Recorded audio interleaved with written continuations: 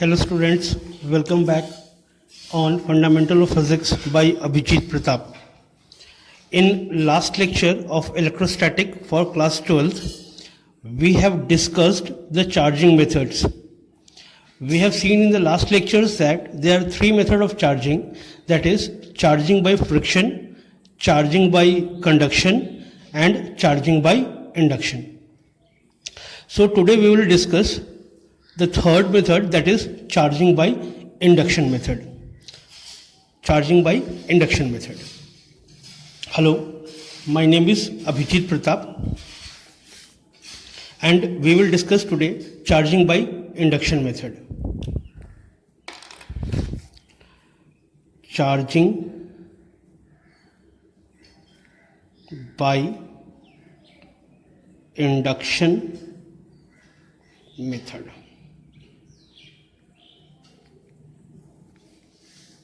Charging by induction method.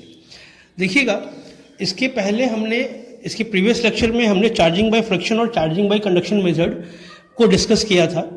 उसमें हमने देखा था कि चार्जिंग आप या तो फ्रिक्शन से करो या फिर कंडक्शन से करो, दोनों केसेस में दोनों ऑब्जेक्ट के बीच में पहला चीज़ कि फिजिकल कांटेक्ट होता था.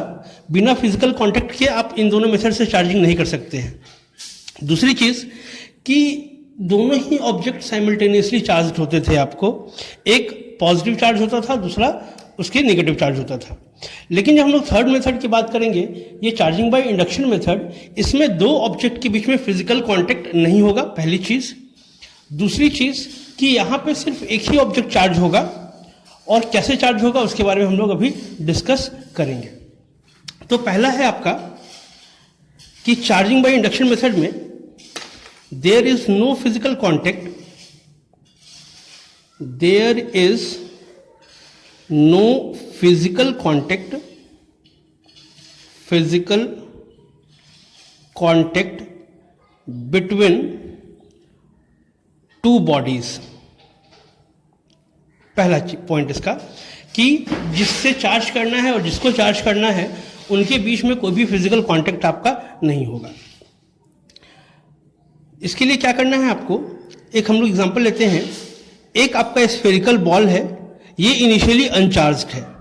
इनिशियली अनचार्ज्ड है मतलब जितने इसमें पॉजिटिव चार्जेस हैं उतने ही क्या हैं, नेगेटिव चार्जेस हैं. अब मुझे इसको चार्ज करना है, तो चार्ज करेंगे तो इधर ये पॉजिटिव चार्ज होगा या फिर नेगेटिव चार्ज होगा. तो इसके लिए क्या करना होता है हमको कि इसको चार्ज करने के लिए, हम इंडक्शन मेथड से चार्ज करने के लिए हम क्या करते हैं कि दूसरा चार्ज बॉडी लेके आते हैं इसके नज़दीक में. एक दूसरा चार्ज बॉडी लेके आएंगे इसके नज़दीक में, और ये इस बॉडी का चार्ज ऐसा होगा कि हमको जो इसको चार्ज करना है उसके जस्ट अपोजिट साइन का चार्ज होना चाहिए यहाँ पे. फॉर एग्जांपल, अगर मुझे यहाँ पे इसको अगर पॉजिटिव चार्ज करना है तो इसका चार्ज क्या होना चाहिए, नेगेटिव होना चाहिए. या फिर अगर हमको इसको अगर नेगेटिव चार्ज करना है तो इसका चार्ज क्या होना चाहिए, आपका पॉजिटिव चार्ज होना चाहिए.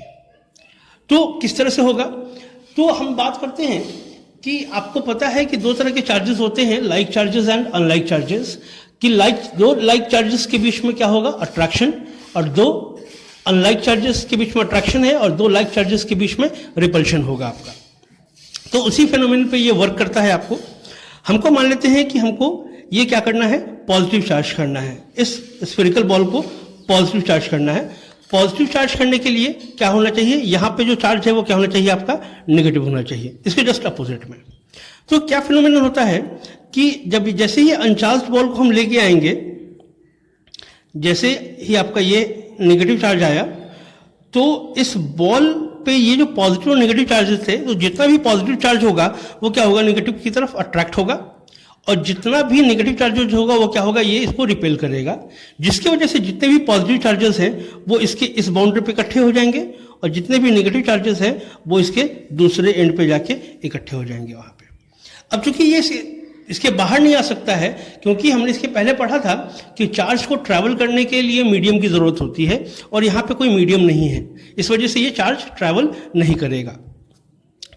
अब क्या करेंगे हम लोग, इसके सेकेंड एंड को हम लोग एक वायर से क्या कर देंगे, अर्ज कर देंगे.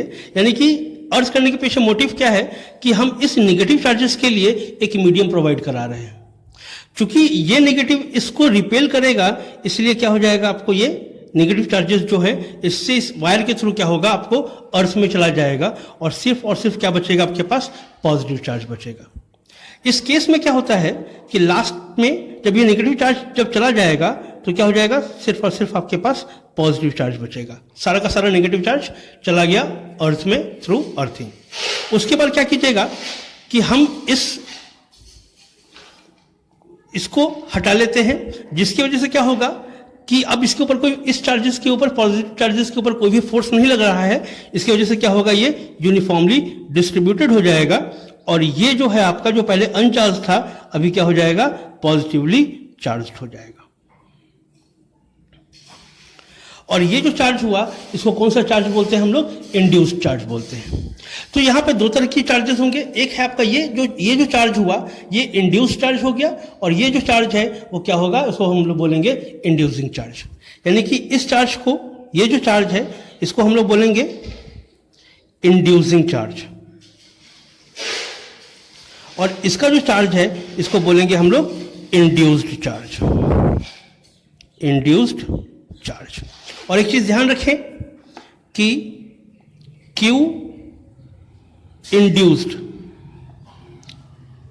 इंड्यूस्ड जो है वो क्या होता है आपको, minus of Q inducing, negative होगा हमेशा आपका, is negative of Q inducing.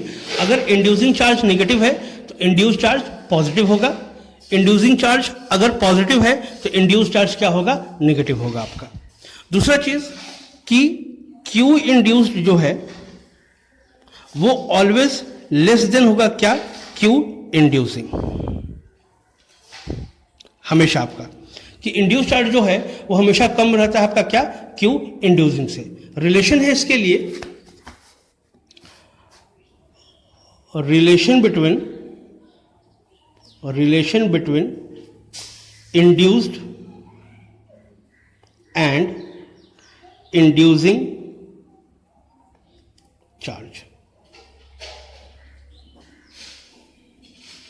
Relation है Q induced is equal to negative of Q inducing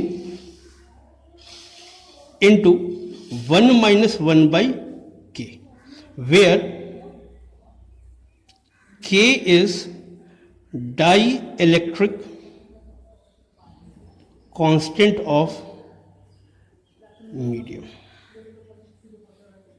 इसके बारे में हम लोग एक नेक्स्ट लेक्चर में हम लोग डिटेल में बात करेंगे।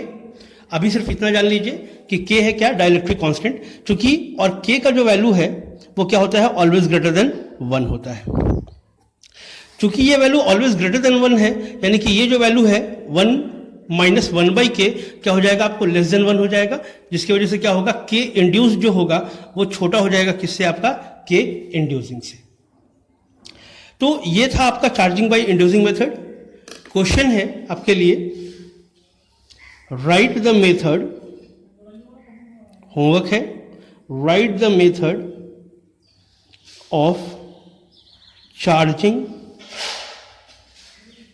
A body by induction method, induction method. यह आपका right the method of charging a body by induction method. अब आप इंडक्शन मेथड से दोनों तरह से कि आप इसको चार्ज कर सकते हैं, नेगेटिव चार्ज भी कर सकते हैं और पॉजिटिव चार्ज भी कर सकते हैं। बस ध्यान पे सिर्फ इतना ही रखना है कि अगर इंड्यूस चार्ज नेगेटिव है तो इंड्यूसिंग चार्ज पॉजिटिव होगा, और इंड्यूस चार्ज अगर पॉजिटिव है तो इंड्यूसिंग चार्ज क्या रखना है, आपको नेगेटिव रखना है। बहुत ही सिंपल ये है। तो ये था आपका चार्जिंग बाय इंडक्शन मेथड। अब हम लोग नेक्स्ट सेक्शन पे चलते हैं अपने। आज हम लोग बहुत ही इंपॉर्टेंट टॉपिक देखेंगे, that is Coulomb's law. Next topic is Coulomb's law.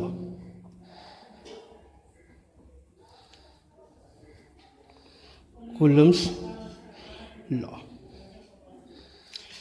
Coulomb's law क्या है कि इसके पहले आपने पढ़ा है कि दो लाइक चार्जेस एक दूसरे को रिपेल करता है, दो अनलाइक चार्जेस एक दूसरे को अट्रैक्ट करता है। तो अगर रिपेल कर रहा है या फिर अट्रैक्ट कर रहा है, इट मीन्स वो एक दूसरे के ऊपर क्या कर रहा होगा, एक फोर्स अप्लाई कर रहा है। और कूलम्स लॉ से हम लोग क्या करते हैं, उसी फोर्स को कैलकुलेट करेंगे हम लोग। तो कूलम्स लॉ बेसिकली आपको है इलेक्ट्रोस्टैटिक फोर्स को कैलकुलेट करने के लिए बिटवीन टू पॉइंट चार्जेस। ध्यान रखें, ये सिर्फ और सिर्फ पॉइंट चार्जेस के लिए है। तो पहला जो टॉपिक होगा हमारा, वो हम लोग डिस्कस करेंगे कि पॉइंट चार्जेस होता क्या है। तो पहला इसके अंदर है, पहले हम लोग देखें पॉइंट चार्ज, क्योंकि कूलम्स लॉ जो एप्लीकेबल है सिर्फ और सिर्फ पॉइंट चार्जेस के लिए है। अगर ऑब्जेक्ट, अगर आपका पॉइंट चार्ज अगर नहीं है तो उसको हम लोग कंसीडर नहीं करेंगे, वहां पे कूलम्स लॉ आपका एप्लीकेबल नहीं होगा। तो पॉइंट चार्ज क्या बोल रहा है, a charge having negligible dimension, negligible dimension, एक ऐसा चार्ज जिसका डायमेंशन क्या हो, ना के बराबर हो, उस चार्जेस को क्या बोल रहे हैं हम लोग, पॉइंट चार्ज बोल रहे हैं। नेग्लिजिबल डायमेंशन कहने का क्या मतलब है, ऐसा नहीं कि बहुत छोटा होना चाहिए। ऑब्जेक्ट के साइज से उसको हम लोग नेग्लिजिबल नहीं बोल सकते हैं या फिर पॉइंट साइज नहीं बोल रहे हैं। अगर दो स्फेरिकल बॉल भी अगर साइज में अगर बहुत बड़ा है, लेकिन उनके डिस्टेंस, उनके बीच का डिस्टेंस जो है वो बहुत ज़्यादा हो जाए, तो भी क्या हो जाएगा, वो एक दूसरे के लिए पॉइंट चार्जेस ही होंगे आपको। तो बेसिकली अगर हम लोग बात करते हैं कि आप हो अर्थ पे और आप एक आसमान में एक मून, आप एक स्टार देख रहे हो, तो आपको कैसे विजुअलाइज होता है, एक छोटे से पॉइंट की तरह, है ना। तो अगर वो एक कोई अगर चार्ज ऑब्जेक्ट है तो आपके और आपके लिए वो क्या हो जाएगा, एक पॉइंट चार्ज है, क्योंकि डिस्टेंस बहुत ज़्यादा है। तो बेसिकली हम लोग बात करते हैं कि पॉइंट चार्जेस क्या होगा, जो जिसका डायमेंशन क्या होगा, नेग्लिजिबल होगा। कोई बड़ा ऑब्जेक्ट को भी आप पॉइंट चार्जेस कंसीडर कर सकते हैं, बशर्ते उनके बीच की जो दूरी हो वो क्या होना चाहिए, बहुत ही अधिक होनी चाहिए, ताकि अगर एक से अगर दूसरे को देखें तो हमको क्या दिखाई दे, उसका साइज बहुत ही छोटा दिखाई दे। तो वो था आपका पॉइंट चार्जेस। तो कूलम्स लॉ सिर्फ और सिर्फ एप्लीकेबल है किसके लिए, आपका पॉइंट चार्जेस के लिए। ये क्या बोलता है कि अगर दो पॉइंट चार्जेस है, यहाँ पे ये दो पॉइंट चार्जेस है आपको, इसको हम लोग बोलते हैं Q1 और ये हो गया आपका दूसरा Q2। लाइक होगा, अनलाइक होगा, अभी उसके लिए हम लोग नहीं जान रहे हैं, क्योंकि आपको पता है कि लाइक अगर होगा तो रिपल्शन होगा, अनलाइक होगा तो अट्रैक्शन होगा। हम लोग सिर्फ अभी यहाँ पे अभी जो कैलकुलेट करेंगे, हम लोग सिर्फ और सिर्फ मैग्नीट्यूड की बात करेंगे। हम लोग देखेंगे कि दो चार्जेस के बीच जो फोर्स जो लग रहा है उसको क्या बोलेंगे, उसको कैलकुलेट कैसे करना है। तो मान लेते हैं कि ये दो पॉइंट चार्जेस हैं और एक दूसरे से ये सर्टेन डिस्टेंस पे है। तो मान लेते हैं इन दोनों के बीच का डिस्टेंस कितना है, आपका r है। तो कूलम्स लॉ क्या बोलता है कि सबसे पहले इन दोनों के बीच जो लगेगा उसको कौन सा फोर्स बोलेंगे, हम लोग इलेक्ट्रोस्टैटिक फोर्स बोलेंगे। तो the force between two point charges when they are in rest। हाँ जी, अभी हम लोग चार्जेस का सिर्फ और सिर्फ रेस्ट कंडीशन ही कर रहे हैं। पहला, दूसरा और तीसरा चैप्टर आपका चार्जेस एट रेस्ट पोजीशन में ही है। So when they are in rest are called electrostatic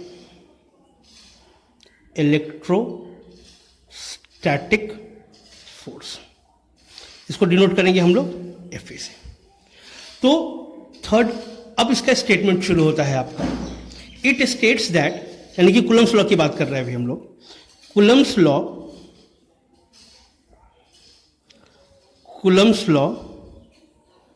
states that, statement क्या है इसका, पहला,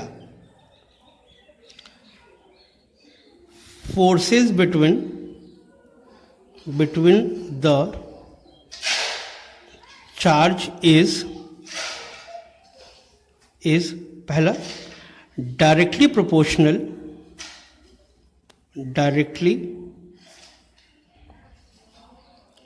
proportional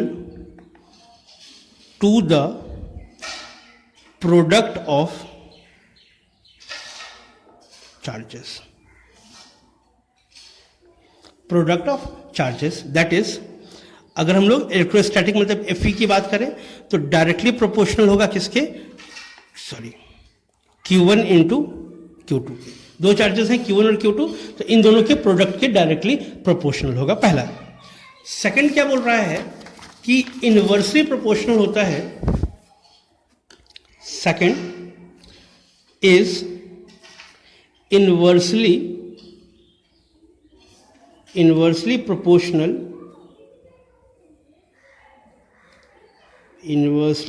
proportional to square of the distance between the charges. So Fe inversely proportional to क्या है आपका, आर स्क्वायर। अगर इन दोनों स्टेटमेंट्स को अगर कंबाइंड कर दिया जाए तो क्या होगा, सो कंबाइनिंग द बोथ, इसको इक्वेशन सेकंड कर लीजिए, पहले वाले को इक्वेशन वन कर लीजिएगा, इसको इक्वेशन वन कर लेते हैं। तो फ्रॉम 1 and 2 आप लिख सकते हैं Fe proportional to Q1 Q2 divided by r square. अब ये एक एक्सप्रेशन है, इसको हमको इक्वेशन में चेंज करना है। इसके लिए हम लोग क्या करेंगे कि इसको चेंज करेंगे, प्रोपोर्शनलिटी साइन को चेंज करेंगे हम लोग इक्वल टू के साइन में, जिसके लिए क्या करना होगा हमको, तो Fe इस प्रोपोर्शनलिटी साइन को रिप्लेस कीजिए इक्वल टू के साइन से, रिप्लेस किया हमने। अब रूल क्या बोलता था आपको कि एक कांस्टेंट यूज करना होगा आपको, वो कांस्टेंट आप यूज कर लीजिए K into Q1 into Q2 by r square.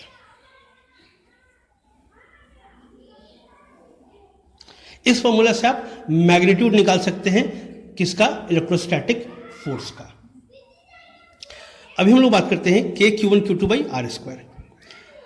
अगर के की बात करें इन एसआई सिस्टम, के का जो वैल्यू है वो होता है 9 into 10 to the power 9 newton coulomb square, sorry newton metre square पर कूलम स्क्वायर। ये वैल्यू है एसआई सिस्टम में किसके लिए, के वैल्यू के लिए। इन सीजीएस की बात कीजिएगा, in CGS system the value of के इज 1 डाइन पर सेंटीमीटर स्क्वायर पर स्टैट कूलम स्क्वायर। अगर के की वैल्यू अगर 1 रखिएगा तो फोर्स जो है इन सीजीएस एफई का जो यूनिट जो होगा वो किस में आएगा, आपको डाइन में आएगा, ये है इन सीजीएस। अब हम लोग बात करते हैं कि अगर दो चार्जेस हैं तो उनके बीच में कुछ ना कुछ मीडियम भी होगा, ठीक है। तो हम लोग जो के जो है इसका एक पर्टिकुलर वैल्यू है आपका, ये जो बोल रहे हैं कि 9 इंटू 10 टू पावर 9 आया कहाँ से, ये क्वेश्चन में आ रहा होगा आपके कि ये जो के का जो वैल्यू लिख दिया है यहाँ पे, ये कैसे आया है। तो क्या बोल रहा है कि आपको जो, सॉरी एक चीज और देख लीजिएगा, ये जो के जो है इसको क्या बोल रहे हैं हम लोग, प्रोपोर्शनैलिटी कांस्टेंट है, या इसको हम लोग इलेक्ट्रोस्टैटिक कांस्टेंट भी बोलते हैं, इलेक्ट्रोस्टैटिक कांस्टेंट बोलते हैं इसको हम लोग। और ये जो इलेक्ट्रोस्टैटिक कांस्टेंट है, अब हम लोग डिस्कस करते हैं इलेक्ट्रोस्टैटिक कांस्टेंट। इलेक्ट्रोस्टैटिक कांस्टेंट, ये है आपका इलेक्ट्रोस्टैटिक कांस्टेंट के बारे में कुछ बात कर लेते हैं, यानी कि हम लोग बात कर रहे हैं के बारे में। तो फॉर्मूला क्या है कि electrostatic constant is equal to होता है आपका 1/4 पाई एप्सिलॉन नॉट। एप्सिलॉन जो है यहाँ पे नॉट क्यों लिखा है, अभी फिलहाल इसको आप एप्सिलॉन ही रहने दीजिए, नॉट के बारे में बाद में बात करेंगे अभी हम लोग। 1/4 पाई एप्सिलॉन। अब देखिए क्या बोल रहा है, ये जो टर्म जो है ये क्या है, कांस्टेंट है, के का वैल्यू कांस्टेंट, यहाँ पे लिखा है आपने प्रोपोर्शनलिटी कांस्टेंट है, यानी कि ये के का वैल्यू कांस्टेंट है। इसका मतलब है देखिए ये 1 क्या है आपका कांस्टेंट टर्म है, 4 कांस्टेंट टर्म है, पाई कांस्टेंट टर्म है। अब ये एप्सिलॉन की बात करते हैं। ये जो वेयर एप्सिलॉन जो है उसको बोलते हैं हम लोग permittivity, absolute sorry yes permittivity, okay, permittivity of medium कि दो चार्जेस के बीच में कोई भी मीडियम कितना उसको परमिट करता है कि एक दूसरे के ऊपर फोर्स अप्लाई कर सके, उसी को क्या बोल रहे हैं हम लोग, एप्सिलॉन से डिनोट कर रहे हैं इसको। अगर क्या होता है कि हर मीडियम चार्जेस के को अलग अलग परमिशन देता है कि वो एक दूसरे के बीच में फोर्स अप्लाई कर सके, हर मीडियम का अपना अपना अलग अलग कैरेक्टरिस्टिक है। तो अगर हम लोग फॉर एयर या फिर वैक्यूम, ऐसे होता तो दोनों अलग अलग है, लेकिन फिजिक्स के केस में फिलहाल भी हम लोग दोनों को सेम मान के चल रहे हैं कि एयर या फिर वैक्यूम के लिए हम लोग ये जो एप्सिलॉन जो है, एप्सिलॉन है, इसको डिनोट कर रहे हैं किससे, एप्सिलॉन नॉट से, और इसको बोलेंगे हम लोग absolute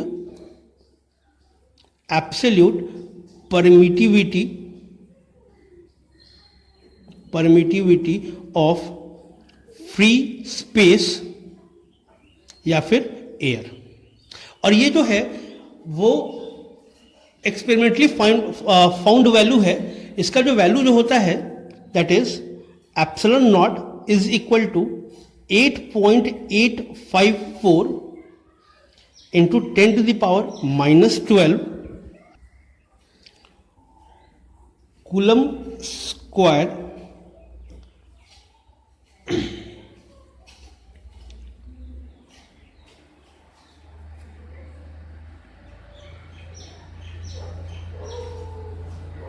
Newton metre square. This is the value of epsilon. अब अगर ये सारे वैल्यू को अगर हम लोग डाल दें तो के का वैल्यू आपको मिल जाएगा यूनिट के साथ। सो के के लिए क्या बोला था हमने, 1/4 पाई एप्सिलॉन नॉट। एयर के लिए हम आपको यहाँ पे बताया था कि के का वैल्यू सिस्टम, ये जो सारा जो हम लोग जो बात कर रहे हैं वो किसके लिए है, आपका एयर के लिए है ये, ठीक है। तो के फॉर के यानी कि इलेक्ट्रोस्टैटिक कांस्टेंट जो है एयर के लिए कितना होना चाहिए, 9×10⁹ न्यूटन मीटर स्क्वायर पर कूलम स्क्वायर। आप इसको यहाँ पे देख लीजिए, 1/4 पाई एप्सिलॉन है, 1/4 इंटू पाई 3.14 इंटू एप्सिलॉन का वैल्यू, एप्सिलॉन नॉट का वैल्यू यहाँ पे दिया हुआ है 8.854 इंटू 10⁻⁻12। इसको सॉल्व कीजिए, बेशक यही वैल्यू आएगा 9 × 10⁻9 न्यूटन मीटर स्क्वायर पर कूलम स्क्वायर, ये वैल्यू है आपका। तो आप जो है कूलम्स लॉ को दो तरीके से लिख सकते हैं। जो फॉर्मूला है कूलम्स लॉ के लिए Fe इज इक्वल टू, एक आप लिख सकते हैं K Q1 Q2 by R square, दूसरा F is equal to 1/4 pi epsilon Q1 Q2 by R square. दोनों किसी भी फॉर्म में लिख सकते हैं। जब आप बेसिकली इसका भी वैल्यू कितना हो जाएगा, 9 × 10⁻9 है मैग्नीट्यूड वाइज, और ये पूरे टर्म का वैल्यू भी कितना होगा आपको, 9 × 10⁻9 होगा। तो ये था आपका कूलम्स लॉ। ये है आपका, ये जो आज जो हमने जो डिस्कस किया अभी, that is Coulomb's law in scalar form. Scalar form, scalar form क्यों बोल रहे हैं इसको, क्योंकि हमने सिर्फ और सिर्फ मैग्नीट्यूड की बात की है यहाँ पे। मैग्नीट्यूड, क्योंकि आपको फोर्स पता है कि फोर्स जो है एक वेक्टर क्वांटिटी है, तो अभी हमने यहाँ पे सिर्फ और सिर्फ क्या किया है, इलेक्ट्रोस्टैटिक फोर्स की मैग्नीट्यूड की बात की है, जो कि आप इस फॉर्मूला से कैलकुलेट कर सकते हैं। चलिए कुछ क्वेश्चंस है, इसके ऊपर कीजिए आप लोग। अगर आपको दो चार्जेस का वैल्यू दिया हुआ है, उनके बीच का सेपरेशन दिया हुआ है, तो आप लोग कैसे फाइंड आउट कीजिएगा।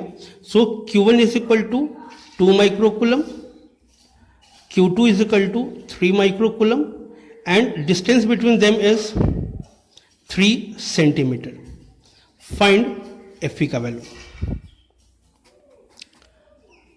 ट्राई कीजिए इसको। अगर हम लोग बात करें, वीडियो पॉज कर लीजिए, हाँ ट्राई कीजिए इसको। चलिए हो गया। चलिए फॉर्मूला क्या है, K/Q1 Q2 by r square. Numerical solve करते हुए आपको ध्यान रखना है कि जितने भी हैं सबको एक ही यूनिट में आप उसको लेके आइए। तो हम लोग यहाँ पे अगर ध्यान दीजिएगा तो Q1 और Q2 कूलम में है तो कोई दिक्कत नहीं है, ऐसा यूनिट है। बट अगर डिस्टेंस की बात करें तो वो सेंटीमीटर में दिया हुआ है। तो सबसे पहले क्या करेंगे, उसको हम लोग मीटर में चेंज कर लीजिए। तो इसको क्या कीजिएगा, मीटर में कीजिएगा तो 0.3 मीटर हो जाएगा ये। ओके 0.03 ना। ओके अब ये सारा वैल्यू डाल दीजिए। K का वैल्यू कितना, 9 इंटू 10⁻⁹ इंटू Q1 2 इंटू 10⁻⁻6। -6 को बोला क्योंकि ये माइक्रो दिया हुआ है आपको। उसी तरह से Q2 कितना, 3 इंटू 10⁻⁻6। -6 क्यों, क्योंकि ये भी माइक्रो है। डिवाइडेड बाई आर स्क्वायर, मतलब 0.03 इंटू 0.03। इसको सॉल्व कर लीजिए, आंसर आ जाएगा। ये जो आंसर जो आएगा वो किस में आएगा, आपका न्यूटन में आएगा। क्यों आएगा न्यूटन में, क्योंकि आपने सारा कुछ इसमें किस में लिया है, आपने ऐसा यूनिट में ले रहे हो, इसीलिए। अगर इसी तरह से, अच्छा इस क्वेश्चन में और किस टाइप के क्वेश्चन हो सकते हैं आपके, आप लोग ट्राई कीजिएगा, बुक्स देखिए, उसमें मिल जाएगा आपको।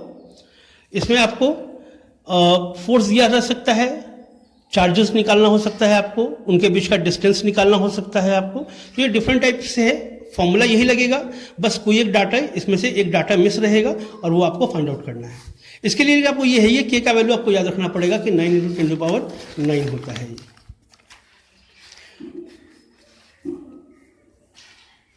तो चलिए, तो फिर आज के लिए बस इतना ही। Thank you.